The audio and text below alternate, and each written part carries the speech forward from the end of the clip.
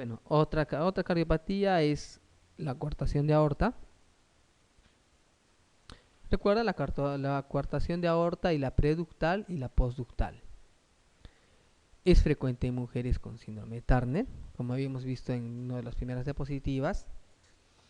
En la forma infantil, la que generalmente se presenta es la que va con la preductal, ¿no? Y esta es la que va a ir asociado a síntomas tempranos. En la forma adulta generalmente es la postductal. Entonces, la que va de inicio con síntomas es la preductal. Y la que en los adultos, si uno llega adulto con una coartación, lo más probable es que tenga una coartación de tipo postductal. La manifestación clínica depende de la severidad de la obstrucción. Entonces, ¿de qué va a depender también la clínica? No solamente de la severidad de la obstrucción, sino de dónde se encuentre, ¿no? Si está antes del ductus, esto entendemos, ¿no? Como es preductal. Si este es el ductus, este es preductal, o sea, antes, y la postductal la que se encuentra después, ¿no? La preductal es la que va con síntomas de inicio y la postductal es la que se presenta sobre todo en adultos.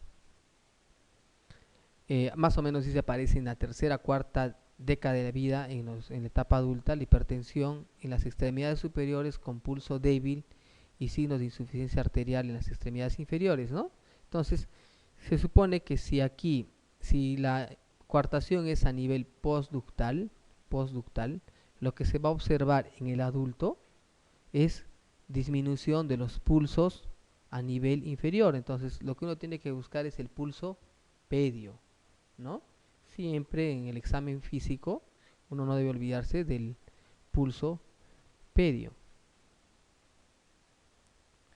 Y además lo que se va a observar es una presión alta en las extremidades superiores con pulso débil en las extremidades inferiores.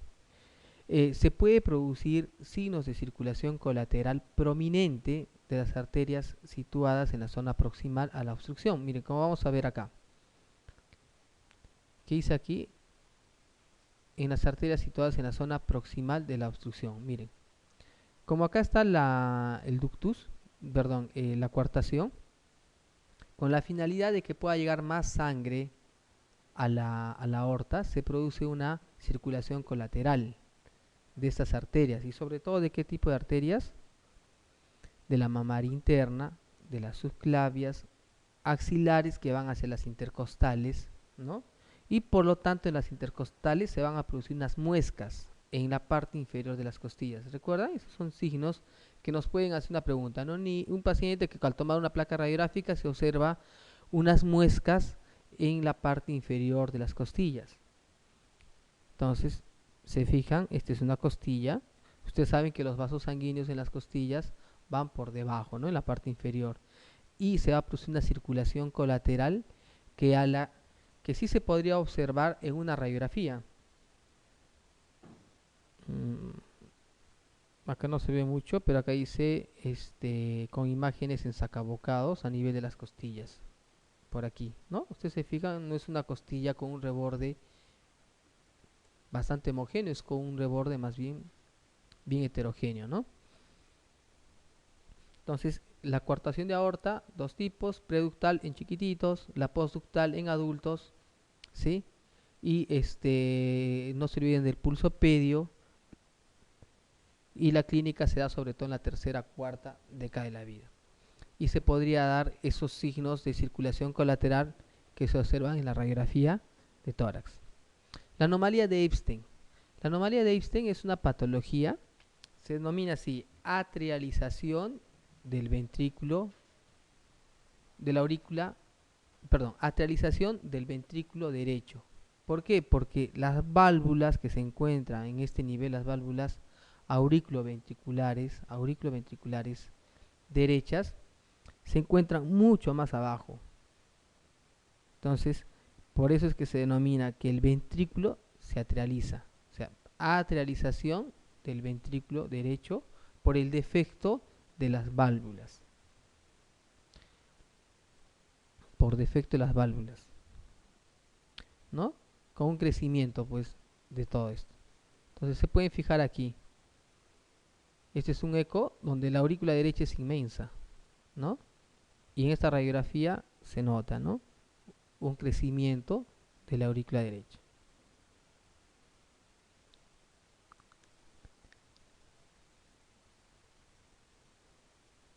Tetralogía de Fallot. La tetralogía de Fallot es una patología que estaba dentro de las patologías cianóticas, ¿sí? Es el más frecuente. ¿En qué grupo etario? Al año, ¿no? Al año. Y era la clásica de las patologías que da la crisis hipóxica, ¿no? Entonces está dentro de las que están con hipoflujo pulmonar.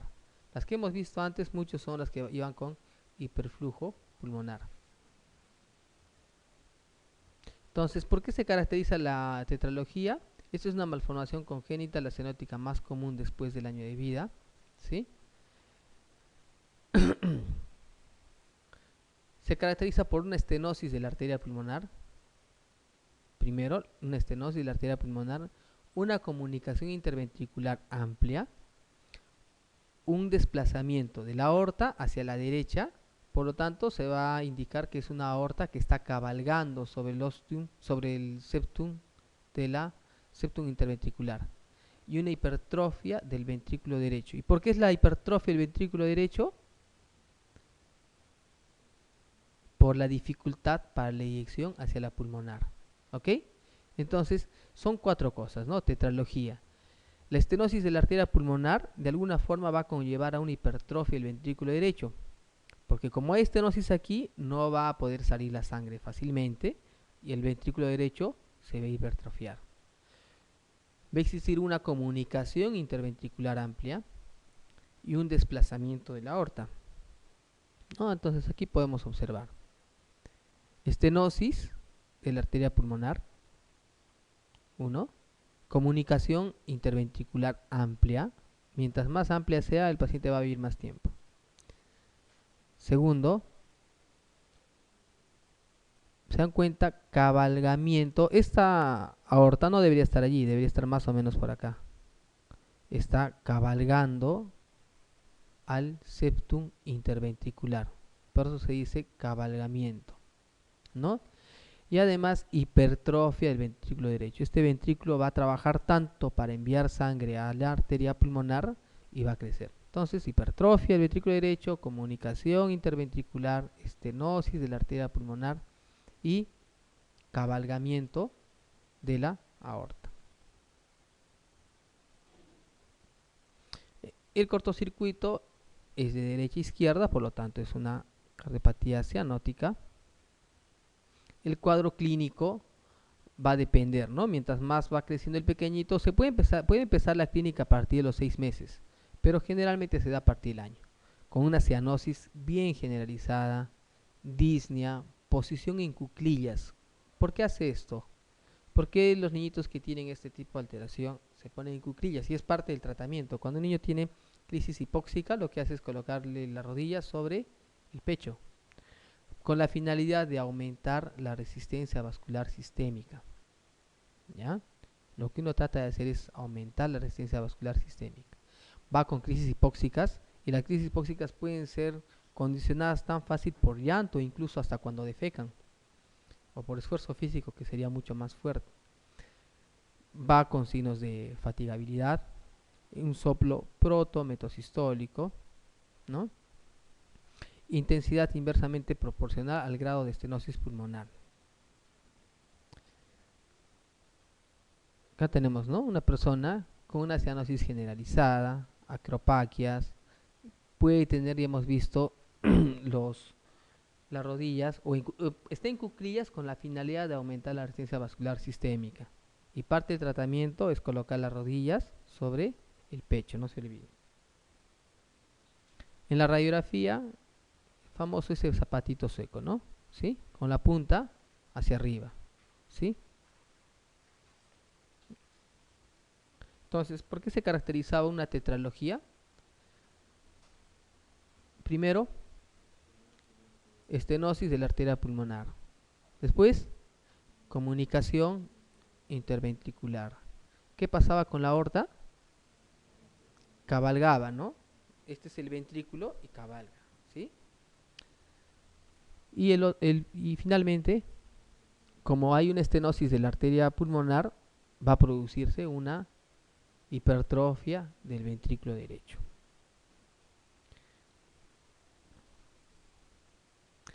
Transposición de grandes arterias. La transposición de grandes arterias es una de las patologías, o mejor dicho, es la cardiopatía congénita cianótica más frecuente al recién nacido, ¿no? Es el más frecuente. Este va con signos de insuficiencia cardíaca. Bien, entonces, normalmente existe concordancia, ¿no? Se supone entre la aurícula, entre la aurícula y entre la aurícula y el ventrículo. Pero lo que sucede en esto es que la aorta nace del ventrículo derecho y la arteria pulmonar del ventrículo izquierdo, ¿no? Es una transposición de los grandes vasos. La supervivencia va a ser imposible salvo que exista algún defecto septal que permita el paso de la sangre oxigenada. Si no existe un tipo de comunicación, aquí o aquí, el paciente no va a vivir, ¿no? Porque se supone que no va a poder enviar pues sangre oxigenada de ningún tipo. Entonces, si existe una comunicación en esta zona, sí va a poder pasar sangre del lado derecho al lado izquierdo y llevar, perdón, del lado izquierdo al lado derecho para llevar la sangre a la aorta, ¿no? Entonces, debería haber un tipo de comunicación, sí o sí. Si no, el paciente no vive, ¿no? Normalmente el tronco común es separado por un tabique espiral que desciende y separa la aorta de la pulmonar.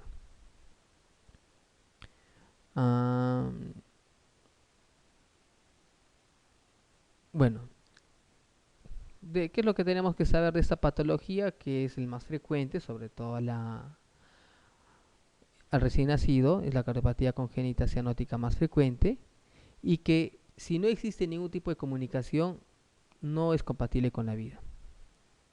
El tronco arterioso único, existe una sola arteria que reemplaza a la aorta y a la pulmonar a nivel del origen y recibe sangre de ambos lados, ¿no? Entonces, donde deberían nacer la arteria pulmonar y la aorta, nace un solo vaso. Existe otro tipo de patologías, el drenaje venoso anómalo de las venas pulmonares, ya que existe un drenaje venoso anómalo pulmonar total, otro parcial. Anatómicamente, la estenosis pulmonar congénita más frecuente asociada al síndrome de rubiola recién nacido es, acá dice, miren, anatómicamente la estenosis pulmonar. La estenosis pulmonar que se produce con más frecuencia es la supravalvular, ¿ya? ¿Cuál de las siguientes anomalías no forma parte de la llamada tetralogía de Fallot? Existe la pentalogía también, de Fallot, cuando va con CIA. La tetralogía de Fallot, ¿cuál era? La comunicación interventricular, sí. Estenosis pulmonar, también. Hipertrofia del ventrículo derecho, sí. Cabalgamiento de la aorta sobre el ventrículo derecho, sí, ¿no? O sea, no solamente, no propiamente del ventrículo derecho, sino sobre el septum, ¿no? Y la comunicación interauricular, no. Si habría esto, se llamaría pentalogía Fallot. Más raro, pero existe. Niño de 8 años con cianosis, acropaquias, disnea, soplo cardíaco y corazón pequeño en la radiografía de tórax. El diagnóstico más probable es un niño de 8 años, ya grandecito. Cianosis debe ser generalizada. Acropaquia, estamos hablando entonces de una cardiopatía cianótica, ¿no? ¿Será coartación de aorta? No. ¿El conducto arterioso persistente? No. ¿Comunicación interauricular? Tampoco. Entonces, es la tetralogía de Fallot, ¿no? Entonces, tenemos que diferenciar las cianóticas de las cianóticas. Ustedes recuerdan las patologías tienen que agruparlo, dependiendo las que producen hiperflujo pulmonar y las que producen hipoflujo pulmonar, para que puedan recordar cuál es el que va a dar la clínica de insuficiencia cardíaca y cuál de crisis hipóxica. El de hipoflujo es crisis hipóxica y las de hiperflujo, insuficiencia cardíaca. Señale cuál de las siguientes aseveraciones relativas a la tetralogía de Fallot es falsa.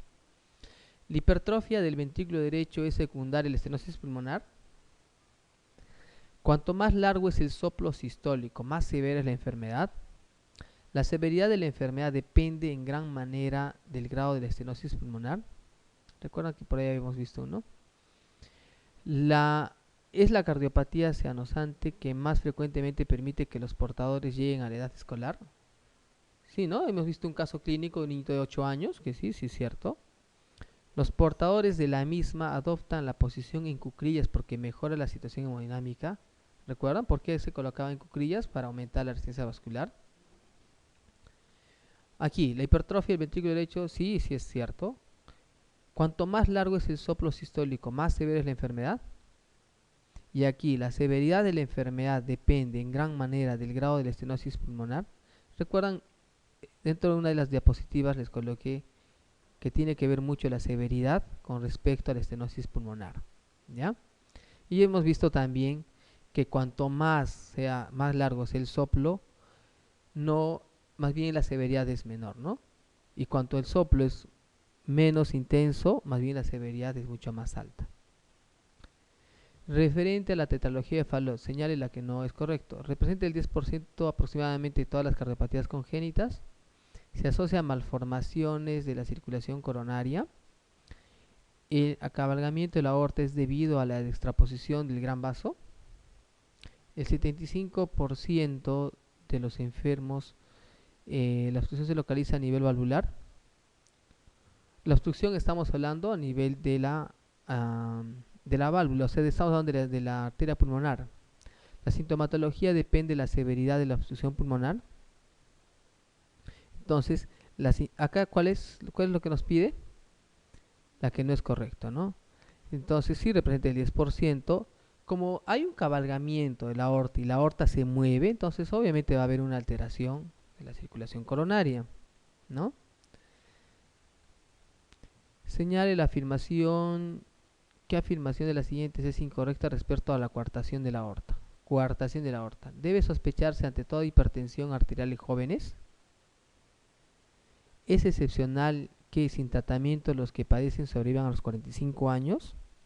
Tras su corrección quirúrgica puede reaparecer hipertensión. Se asocia frecuentemente a válvula aórtica bicúspide. La ausencia o disminución de los pulsos femorales en ausencia de otra causa es clave para su diagnóstico.